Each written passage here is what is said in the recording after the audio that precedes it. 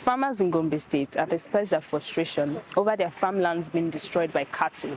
This problem threatens their work, food production, and food security in the area. Many farmers have now been calling for actions to be taken to protect their farmlands and ensure that they can keep growing food. We want to hear from Nigerians about this issue and what can be done to solve it.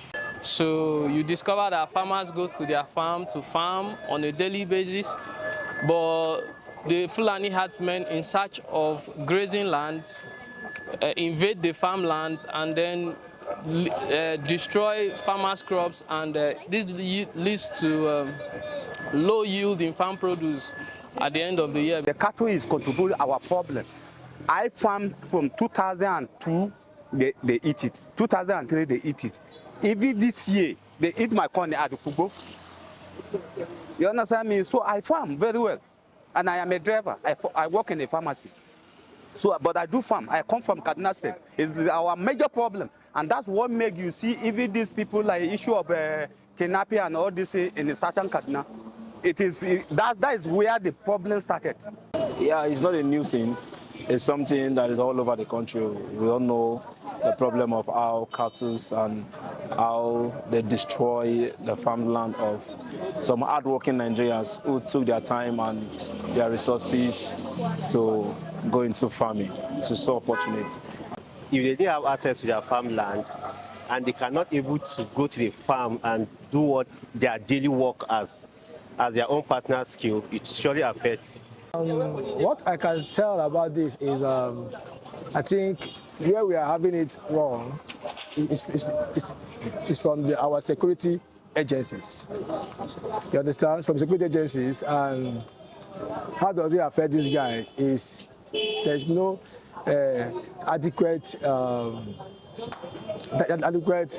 alertness from them through the federal government. So it is why those guys has the access, the cattle guide has access from the local environment to the villages and destroy the farmers' items. The protection of farmland, lives and property in general depends on the government. The government should be in charge to protect the lives and property of the citizens of the country. Yes, it definitely has an effect, a very dangerous effect for that matter.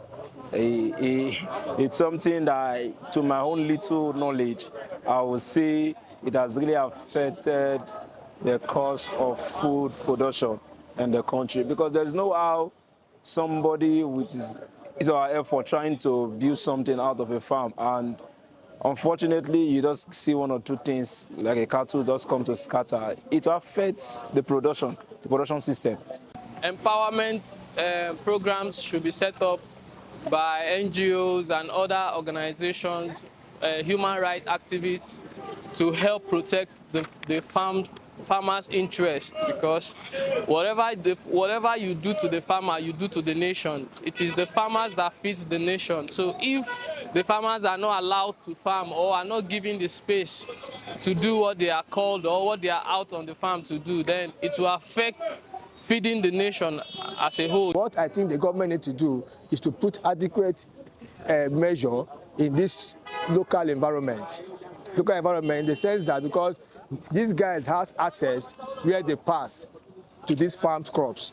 So I think we should equip the local vigilantes around the environment so that the environment can be protective. So that they will not get access to these people's farm crops again. Affecting Nigeria, it's affecting the country. It's affecting this country badly. Because we cannot say there's no food, because Nigeria people, we are hardworking and we farm. The struggles of these farmers show the need for quick and effective strategies to be taken to protect farmland and support agriculture in Nigeria. Stay tuned with Premium Times for more updates on this topic. You can also follow us across our channels on YouTube, Instagram, and Twitter.